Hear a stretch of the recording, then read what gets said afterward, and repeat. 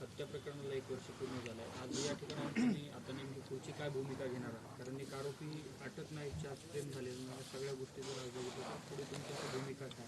तो फरार आरोपीला सरकारला अटक करावं लागणार आहे. ते 2-3 पोलीस निलंबित केलेले त्यांना सुद्धा पुन्हा त्यांना अटकच करावी लागणार आहे. त्यांना चौकशीला घेऊन सोडून चालणार नाही. त्यांच्याकडे खूप माहिती आहे या संदर्भातल्या. आणि तो धरल्याच्या नंतर याचं पण नाव येणार आहे. त्यालाही याच्या सह आरोपी करा नसता पुढच्या काळात खरोखर तुम्हाला सांगतो लय झालं तर आता 2-4 महिने दम धरणार आहेत आम्ही. चार्जशीट दाखल झाल्याच्या नंतर ते फ्रेम करतायत.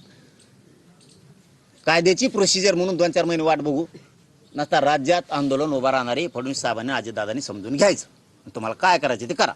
आमच्या न्यायासाठी आम्ही आता रस्त्यावर जाणार आहे. या अगोदर देशमुख कुटुंबाला कुठल्याही गोष्टीत एसआयटी स्थापन करणं असेल किंवा आरोपीला अटक करणं, मोकोका लावणं या अनुषंगाने अनेक वेळा आंदोलन करायला लावले. तर आता 1 वर्षानंतरही कृष्ण आंधळे फरार आहे. तर नेमकं आज काही आंदोलनाची घोषणा करताय, तशा पद्धतीने काय चर्चा असेल? हो, आंदोलनाची घोषणा आम्ही करणार आहेत. आम्ही 7-8 दिवसात बैठक घ्यायला लागलो.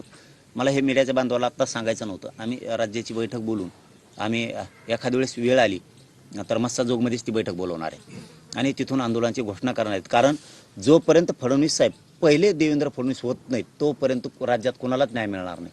पूर्वीचा देवेंद्र फडणवीस बघण्याची इच्छा महाराष्ट्रातल्या लोकांची की जे अन्यायाच्या विरोधात लढत होते. आत्ताचे देवेंद्र फडणवीस म्हणजे कुणी चोट्टा आलं, दरोडेखोर आला, बलात्कारी आला किंवा किती घोटाळे करणारा आला किंवा खून करणारा आला तरी ते त्याला शुद्धीकरण करून घेते. ते देवेंद्र फडणवीस महाराष्ट्राला आणि आम्हाला देशमुख या खुनाच्या प्रकरणात नको आहे. आम्हाला वाटतं पूर्वीचा देवेंद्र फडणवीस साहेब तयार व्हावा म्हणजे गोरगरीब जनतेला न्याय मिळेल.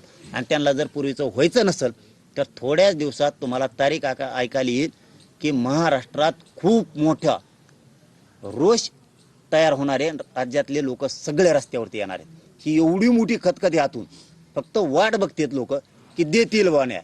परंतु ही वेगळ्या वेगळ्या बातम्या सरकारचं ऐकून हे जे पेरीतून ते सुटणार आहे ह्या ज्या बातम्या पेरीतून याच्यामुळे सरकारला सुद्धा खूप मोठा फटका बसणार आहे.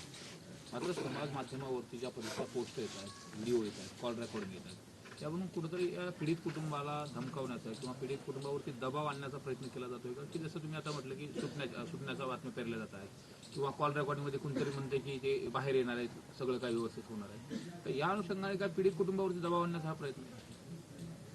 आणि इथून मागं सुद्धा त्यांनी तेच केलेलं आहे. कुणाचं प्रकरण झालं की दबाव आणायचा. संतोष भैयाचा असं या कुटुंबावरती दाबदडप करायचा, दबाव आणायचा, धमक्या द्यायच्या. महादेव मुंडेचं प्रकरण असेल किंवा ते आंधळेचं प्रकरण असे शेकडो प्रकरण आहेत. हे दबावच आणायचं तंत्रच यांचं होतं आत्तापर्यंत. आणि एक प्रकारे त्यांनी सिद्ध पण केलं त्या दिवशी त्या दाण्यानी की मला त्याची आठवण येते म्हणला. याचा अर्थ त्यांनी त्यांचं कनेक्शन सिद्ध केलंय की ही याचीच टोळी आहे आणि ही टोळी त्याच्यासाठी चालवत होता. त्याचा ऐकून